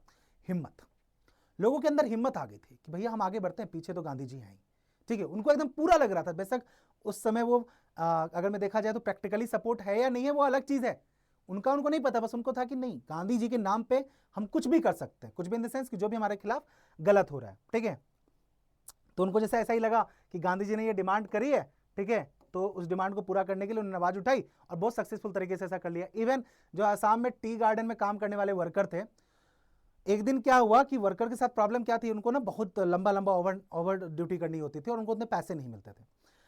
र्यूमर फैल गया ऐसा कि गांधी जी ने कहा है कि भैया जो ये वर्कर काम कर रहे हैं ना वो अपने अपने घर पहुंच जाएं, और घर में जो उनकी जमीनें हैं जो ब्रिटिशर्स ने कब्जा कर ली है, लैंडलॉर्ड ने ले लिया है, जमींदारों ने ले लिया है, क्योंकि रिवेन्यू अच्छे से नहीं दिया था, उनको वो जमीनें वापस कर दी जाएगी। ये सिर्फ र्यूमर था। र्यूमर ऐसा फैला कि जितने भी वर्कर्स थे वो सब टी गार्डन छोड़ के भागे। कोई बस स्टैंड पहुंच रहा है, कोई रेलवे स्टेशन पहुंच रहा है, सब अपने गांव जाएंगे। लेकिन वो सक्सेसफुल नहीं हुए, नो डाउट, पुलिस ने डिटेन करके उनको वापस से टी गार्डन वापस छोड़ा डिटेन करके। बट देखो मैं वही कह रहा हूं, एक हिम्मत जो आना है, ठीक है, इसीलिए लोगों ने उनका नाम महात्मा दिया, ठीक है, नहीं बिकेम द, महात्मा का मतलब होता है ग्रेट सोल, महान आत्मा। अब इसको अगर मैं थोड़ा ब्रीफ करूं बच्चे कि उस टाइम पीरियड में, ठीक है, during the time period of 1922 to 1929 की बात करूं, नॉन कॉपरेशन मूवमेंट हो रहा है। गांधी जी को non cooperation movement called off करना पड़ा क्योंकि एक वायलेंस हुआ था, चोरी चोरा इंसिडेंट गोरखपुर में, आज के डेट में गोरखपुर है, चोरी चोरा जगह का नाम है, वहां पे बहुत पीसफुल तरीके से लोग डिमोन्स्ट्रेट कर रहे थे, बट थोड़ा सा वायलेंस क्रिएट हुआ दोनों साइड से, पुलिस की तरफ से हुआ, लोगों की तरफ से हुआ। 22 पुलिसमैन, जो 22 पुलिसमैन है उनको बर्न कर दिया लोगों ने, पुलिस की जीप वगैरह जला दी, बहुत ज्यादा। तो गांधी जी ने क्या किया, मूवमेंट को कॉल्ड ऑफ कर लिया, ठीक है। उसके बाद ये हुआ कि बाद में ये लगा कि गांधी जी के जो फॉलोअर्स थे उनको लगा कि अब कांग्रेस को ना थोड़ा एक प्रॉपर तरीके से क्या करना होगा, रूरल एरिया में काम करना चाहिए, प्रॉपर तरीके से करना चाहिए, ठीक है। और जो लीडर्स थे अलग अलग, वो आपको, उनको लगा कि नहीं भैया हमें काम करते हैं, हम इलेक्शंस लड़ते हैं, जो काउंसिल्स के इलेक्शंस हैं, तो काउंसिल इलेक्शंस में पार्टिसिपेशन होगा। फिर आपका क्या होगा, 1930 में सिविल डिसओबीडियंस मूवमेंट शुरू होगा। Civil disobedience movement, basically disobedience का मतलब होता है कि हम आपकी बात को नहीं मानेंगे, डिसओबीडियंट हो गए, अनाज्ञाकारी, हम आपकी आज्ञा नहीं मानेंगे। तो सिविल डिसोबीडियंस में क्या करेंगे, ब्रिटिशर्स के बनाए गए रूल्स और रेगुलेशंस को फॉलो नहीं करना है, सीधी बात है। गांधी जी का ये मूवमेंट था। इसके लिए गांधी जी ने क्या किया, सॉल्ट मार्च भी किया था, डांडी मार्च किया था, अभी इस पर हम बात करेंगे, ठीक है।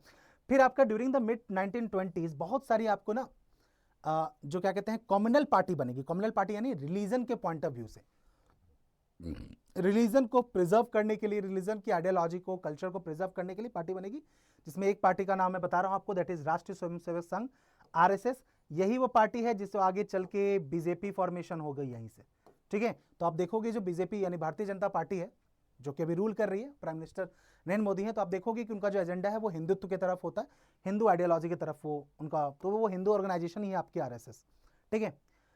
देन फिर आपका ये हुआ, फिर आपका 1920 में जाके डिमांड कर देंगे हमारे पंडित जवाहरलाल नेहरू किसकी, पूर्ण स्वराज की, और 26 जनवरी 1930 को वो डिक्लेयर कर देंगे कि India will celebrate the independence day. यहां पे एक बहुत इंपॉर्टेंट और फैक्ट वाली बात है जो मैं आपको बताने वाला हूं। वो फैक्ट है कि 26 जनवरी को हम यहां पे एक बहुत इंपॉर्टेंट और फैक्ट वाली बात है जो मैं आपको बताने वाला हूं। वो फैक्ट है कि 26 जनवरी को हम सेलिब्रेट करते हैं क्या, रिपब्लिक डे। और रिपब्लिक डे हम सेलिब्रेट करते हैं क्योंकि हम कहते हैं कि उस दिन हमारा कॉन्स्टिट्यूशन इंप्लीमेंट हुआ था, है ना। 26 जनवरी को हम रिपब्लिक डे मनाते हैं। बट अगर जानने के लिए मैं आपको बता दूं कि हमारा जो संविधान है ना बच्चों, वो बन के तैयार हो गया था 26 नवंबर को। ध्यान से रखिए, 26 नवंबर 1949 को हमारा संविधान बनके तैयार हो चुका था। इसको हम कॉन्स्टिट्यूशन डे से भी सेलिब्रेट करते हैं, बट इसको लागू हमने कब किया, 26 जनवरी। तो हमने वेट इस दिन का इसलिए किया, उस दिन को याद रखने के लिए, क्योंकि हम आज़ाद तो एक्चुअली में 1947 में हुए 15 अगस्त को, बट क्योंकि जवाहरलाल नेहरू ने कहा कि 26 जनवरी 1930 को हम इंडिपेंडेंस डे मनाएंगे, उस दिन उन्होंने फ्लैग भी होस्ट कर दिया, अपना नेशनल एंथम भी प्ले कर दिया। बट एक्चुअली में हमें आज़ादी मिली 1947 में।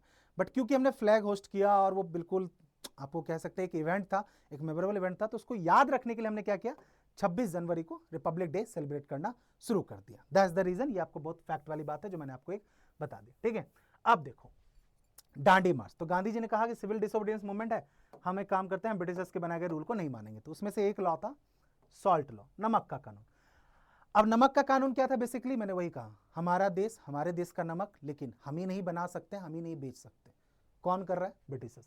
ब्रिटिशर्स के पास मोनोपोली है कि वो मैन्युफैक्चर भी करेंगे और सेल भी करेंगे। तो गांधी जी ने डांडी मार्च शुरू किया, सॉल्ट मार्च शुरू किया, और इसमें उन्होंने क्या किया, लगभग 240 माइल्स की यात्रा कवर करी, from the Sabarmati to the coastal town of Dandi. Ravi नदी है वहाँ पे डांडी में, डांडी जगह का नाम है, नदी जो है वहाँ पे रावी नदी बहती है। तो वहाँ पे जाके उन्होंने नमक बनाया, और नमक बना के वो जो सॉल्ट लॉ है उसको ब्रेक किया। अब ये जो यात्रा थी ये काफ़ी लंबे दिन चली, और ड्यूरिंग दिस ड्यूरेशन बहुत सारे जो लोग थे वो यात्रा में जुड़ते जाते थे। गांधी जी जहाँ जहाँ से गुजरे वहाँ वहाँ जाके उन्होंने इस चीज़ के बारे में बात करी, लोगों को मोटिवेट किया कि किस तरीके से हम यूनाइट होकर ब्रिटिशर से लड़ सकते हैं, ठीक है। अब देखो ब्रिटिशर्स को ना यहाँ पे ना, ब्रिटिशर की चालाकी देखना, जब ब्रिटिशर्स को यहाँ दिखने लगा है कि भैया बहुत सारे मूवमेंट हो रहे हैं, इकोनॉमिकल लॉस हो रहा है, लोग यूनाइट हो रहे हैं, लोग समझदार हो रहे हैं, तुरंत बीच में एक गूगली मारते हैं, इंडियन एक्ट ऑफ 1935। इसको हम मिनी कॉन्स्टिट्यूशन के नाम से भी जानते हैं, यूपीएससी में आता है, पता है आपको, ये mini constitution of India, Indian act 1935। ज्यादा डीप में नहीं जाऊंगा, मैं बता देता हूं संविधान के अंदर क्या है, रूल्स एंड रेगुलेशंस होती है। तो उन्होंने कहा कि ठीक है, काम करते हैं कि इंडियन अथॉरिटी को, इंडियन पीपल को यही प्रॉब्लम है ना कि हम उनके लिए रूल रेगुलेशंस अपने हिसाब से, उनके हिसाब से डिजाइन नहीं करते हैं।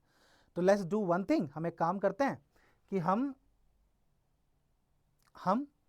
उनके हिसाब से रूल्स रेगुलेशंस डिजाइन कर देते हैं। बोला ठीक है, कैसे डिजाइन करें, तो बोला कि काम करते हैं, हम ना एक एक्ट बना देते हैं जिसको नाम दिया उन्होंने इंडियन एक्ट 1950, ठीक है, इंडियन एक्ट 1950।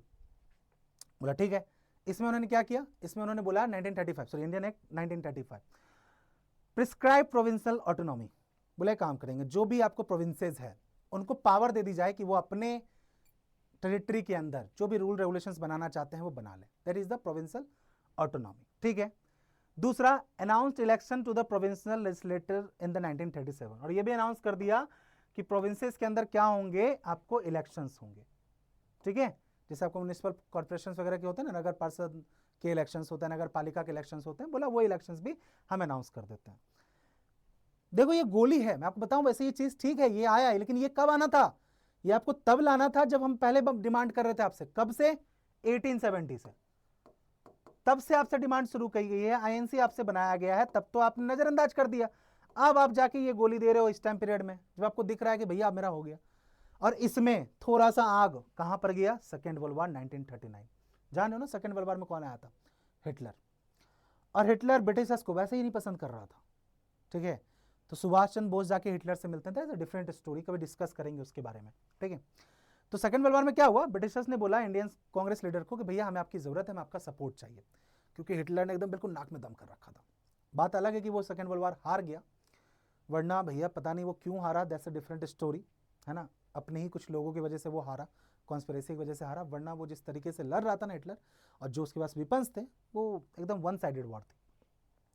तो कांग्रेस लीडर से डिमांड किया कि भैया आप हमें लड़ाई में सपोर्ट करो। ब्रिटिशर्स ने, कांग्रेस ने कहा ठीक है हम आपको सपोर्ट करेंगे। सपोर्ट करना तब क्या है, जो इंडियंस पीपल है वो जाके लड़ेंगे आपके लिए, बट बदले में हमारी कुछ डिमांड है। डिमांड क्या है, कुछ एक्सचेंज हमें चाहिए, वो है इन एक्सचेंज फॉर इंडिपेंडेंस, हमें आज़ादी चाहिए आपसे, लड़ाई लड़ेंगे आपके लिए बट आप हमें आज़ाद करके चले जाओ। ब्रिटिशर्स ने डिमांड क्या करी, नहीं मानी। तो हमने भी कहा कि ठीक है भैया आप जब नहीं मांग रहे हो तो बात खत्म, हम क्या करेंगे, हम भी आपको सपोर्ट नहीं करेंगे। और फिर इसी के कुछ टाइम पीरियड के बाद गांधी जी का नारा आ जाएगा, किस चीज़ का नारा, दैट इज डू और डाई, क्विट इंडिया मूवमेंट 1942, ठीक है। 1942 में मूवमेंट शुरू होगा। अभी सेकंड वर्ल्ड वॉर चल ही रहा है, गांधी जी का डू और डाई, करो या मरो, कि भैया अब जो है ब्रिटिशर्स वैसे ही कमजोर हो रहे थे सेकंड वर्ल्ड वॉर में, बोला यही टाइम है, लोहा गर्म है हथौड़ा मार दीजिए, लोहा गर्म है हथौड़ा मार दीजिए, काम खत्म करते हैं।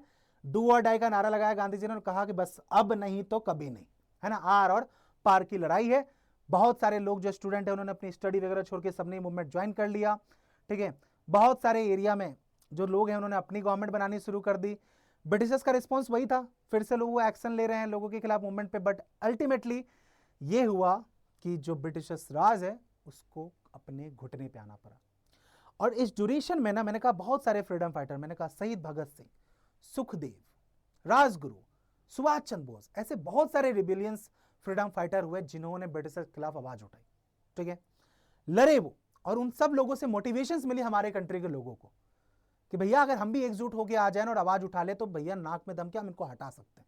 फिर वही हुआ 1942 के इस मूवमेंट के बाद ब्रिटिशर्स को समझ में आ गया कि अब जाने का वक्त आ चुका है, दुल्हन की विदाई का वक्त हो चुका है, तो भैया यहां से निकला जाए। लेकिन 1905 का वो याद है, ऑल इंडिया मुस्लिम लीग, याद है ना, खुश थे वो बंगाल के पार्टीशन से, और मैंने बता दिया कमी, इंडियन मुस्लिम कॉन्फ्लिक्ट जो थी। हुआ ये कि इंडिपेंडेंस के टाइम में जाने से पहले क्या हुआ भैया, पार्टीशन हुआ, ठीक है। जाने से पहले आपका बच्चों पार्टीशन होगा, ठीक है। अब मैं पार्टीशंस की बात करूं ना, समझना जरा ध्यान से, चीजों को ध्यान समझना, ठीक है। जब मैं पार्टीशन की बात कर रहा हूं ध्यान समझिएगा। 1940 में क्या हुआ, जो इंडियन मुस्लिम लीग थी उन्होंने डिमांड किया कि भैया हमें ना इंडिपेंडेंट स्टेट चाहिए, मुस्लिम स्टेट्स, यही वो पाकिस्तान की डिमांड कर रहे थे। 1930 से उनको ये सपोर्ट भी दिखने लगा, नेशंस में जो सपोर्ट है वो दिखने लगा, क्योंकि जो मुस्लिम्स हैं वो अपने आप को सेपरेट नेशन मानने लगे फ्रॉम द हिंदूज, उनका मानना था। और मैंने बताया ये प्रॉब्लम थी एक्चुअली में, है ना, इसको मैं डिनाई नहीं करूंगा, ये प्रॉब्लम थी। गांधी जी बार बार कहते थे यूनाइट हो यूनाइट हो यूनाइट हो, बट लोगों के बीच में ये म्यूचुअल कन्फ्लिक्ट आप कह लो जो भी थी, ये प्रॉब्लम थी। देन 1937 में उनको और सपोर्ट मिल गया जब प्रोविंशियल इलेक्शंस के अंदर जो आपका मुस्लिम लीग है ना, वो इलेक्शन में पार्टिसिपेट करते हैं और उनको एक अच्छा सपोर्ट देखने को मिल जाता है कि हाँ जो मुस्लिम लोग हैं वो इस बात का सपोर्ट कर रहे हैं, इलेक्शंस में वो जीत भी जाते हैं, तो उनको और मोटिवेशंस मिल जाता है, ठीक है। बात यह है कि नो डाउट कि जो कांग्रेस है वो डिनाई करती है और वो कहती है, उनकी इच्छा होती है कि भैया एक काम करो, मिल के हम एक ज्वाइंट गवर्नमेंट बना लेते हैं, ठीक है, ज्वाइंट गवर्नमेंट बना लेते हैं। बट मुस्लिम ने कहा नहीं, इसमें मोहम्मद अली जिन्ना का नाम आता है, उन्होंने कहा नहीं, हमें कोई आपके साथ ज्वाइंट गवर्नमेंट नहीं बनानी है, ठीक है, आप हमें सेपरेट क्या करो, नेशन दे दो, सेपरेट स्टेट दे दो, ठीक है।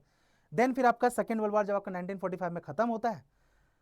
अब देखो ब्रिटिशर्स जो है ना वो यहां पे क्या करेंगे, देखो चालाकी, वो चाहते तो समझा बुझा के आराम से यूनाइट करके रख सकते थे, बट उनको भी था कि अब हम जाने वाले तो हैं, लेकिन जाने से पहले थोड़ा फूट डाल देते हैं, सो दैट कि हम क्या करेंगे, बंटवारा हो जाएगा तो हम एक तरफ फेवरेबल हो जाएंगे, तो शायद हम आगे चल के यहाँ पे कहीं ना कहीं बिजनेस कर पाए। तो उन्होंने क्या किया, नेगोशिएशन शुरू किया कांग्रेस और लीग के बीच में, लेकिन ये नेगोशिएशन आपका हमेशा फेल्ड हुआ। और फाइनली जाके क्या हुआ, जो मुस्लिम लीग है उन्होंने डिसाइड किया कि भैया वो क्या करेंगे, ध्यान समझना। 1946 में उन्होंने डिसाइड किया, 16 अगस्त 1946 को आता है एग्जाम में, direct action day, direct action day 16 अगस्त 1946, आज़ादी से ठीक 1 साल पहले की बात हो रही है। डायरेक्ट एक्शन डे उन्होंने कह दिया। इसमें क्या हुआ, इसमें आपका वायलेंस होता है। ये जो डायरेक्ट एक्शन डे है ये आपका कैलकाटा में होगा, बहुत बुरे तरीके से वायलेंस होगा, मासूम लोग मारे जाएंगे। तो समझ में आ जाएगा भैया सबको कि ऐसा है, बातचीत से बात नहीं होने वाली। देन बाई मार्च 1947 जो वायलेंस है वो कंट्री के नॉर्दर्न पार्ट के अलग अलग स्टेट में फैलता चला जाएगा। पंजाब हो गया आपका, हरियाणा, राजस्थान, हर जगह। देन बोला जाएगा कि नहीं, तो ऐसा काम किया जाए कि भैया सेपरेट तो करना ही पड़ेगा, ठीक है, सेपरेट आपको करना ही पड़ेगा। देन आपका 1946 में प्रोविंशियल इलेक्शंस दोबारा से होंगे और जो लीग है वो डिमांड करेगा पाकिस्तान की। और मार्च 1946 में जो ब्रिटिश कैबिनेट है वो एक 3 मेंबर का कमीशन भेजेगी, ठीक है, कि जाओ भैया बंटवारे का फ्रेमवर्क बनाओ, और फिर लोग आएंगे और इंडिया और पाकिस्तान का बंटवारा किया जाएगा, ठीक है, बंटवारा किया जाएगा। और जितने भी आपको बेसिकली मुस्लिम मेजोरिटी एरियाज हैं वो आपको पाकिस्तान में जाएंगे। यहाँ पे भी एक अलग कहानी है, क्योंकि जो बंटवारा हुआ उस समय बहुत सारे इंडिया के जो स्टेट थे, ठीक है, बहुत सारे जो हमारे इंडिया के स्टेट थे वो मुस्लिम, मतलब मैं कहूँ मुस्लिम मेजोरिटी पीपल्स थे, जैसे हैदराबाद वगैरह। लेकिन बात ये, अगर आप इंडिया का मैप देखोगे तो हैदराबाद आपको बीच में दिख रहा है। अगर हम बंटवारा ऐसे करते ना कि जो ब्रिटिशर्स ने कहा कि जो मुस्लिम वाला एरिया है वो सब पाकिस्तान में चला जाए, तो फिर भैया बीच बीच में सब पाकिस्तान बनता, बट ऐसा नहीं था। तो पाकिस्तान जो आपको आज के डे पाकिस्तान दिख रहा है ना, जो इस तरफ आपको क्या कहते हैं पंजाब का बॉर्डर, राजस्थान के बॉर्डर से सटा हुआ उस तरफ, दूसरी तरफ आपका बंगाल की तरफ जो बांग्लादेश है वो आपका ईस्ट पाकिस्तान था। बाद में चल के जो ईस्ट पाकिस्तान है वो आपका सेपरेट होगा 1971 में, 16 दिसंबर को आज़ाद होकर एक नई कंट्री बनाएगा Bangladesh. That there is a different story. तो हुआ भैया यही कि 1947 को हम आज़ाद तो हुए 15 अगस्त को, बट एक दर्द के साथ। वो दर्द हमारा पार्टीशन का था, हमारा एक पड़ोसी मुल्क बना, दैट इज पाकिस्तान। 14 अगस्त 1947 को पाकिस्तान आज़ाद होता है, 15 अगस्त 1947 को हम आज़ाद होते हैं। तो ये कहानी थी 1970 से लेके 1947 की, ठीक है।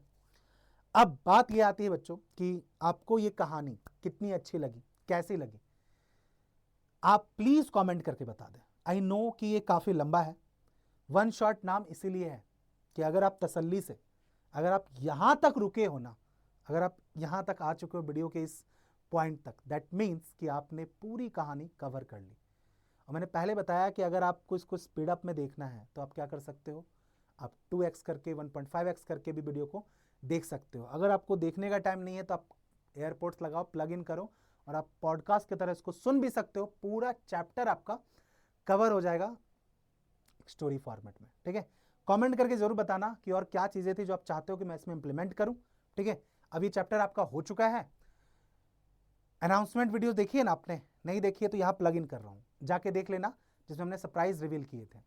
वहां पे हमने बहुत सारी चीजें बता दी थी आपको कि वन शॉट के बाद आपका क्या होगा, क्वेश्चन आंसर्स और मेंटी क्विज, सब चीज आपको पता चल जाएगी, ठीक है। Thank you so much for joining the sessions. Now ये टेलीग्राम लिंक है, स्कैन करके ज्वाइन कर लो। बार बार कहता हूं डिस्क्रिप्शन में व्हाट्सएप और टेलीग्राम चैनल का लिंक है, ज्वाइन करो, क्योंकि सबसे पहले इंफॉर्मेशन वहीं पे आती है किसी भी अपडेट की। तो सबसे पहले लेटेस्ट अपडेट आपको चाहिए तो वो ज्वाइन कीजिए, जरूर ज्वाइन करो बच्चों, है ना, क्योंकि यूट्यूब से पहले जो कुछ भी आएगा वहीं आएगा, और उसके अलावा भी बिहाइंड द सीन एवरीथिंग वो टेलीग्राम पे ही आता है, ठीक है। तो वो आप ज्वाइन कर लीजिए, बाकी आपसे मुलाकात होते रहेगी। Thank you so much for joining channel, thank you so much for giving so much love and like and subscribe करते रहना। मिलते हैं अगले टॉपिक में, अगले सेशंस में एक नए चैप्टर के साथ। तब तक रखेंगे अपना ध्यान। Take care, bye bye and जय हिंद।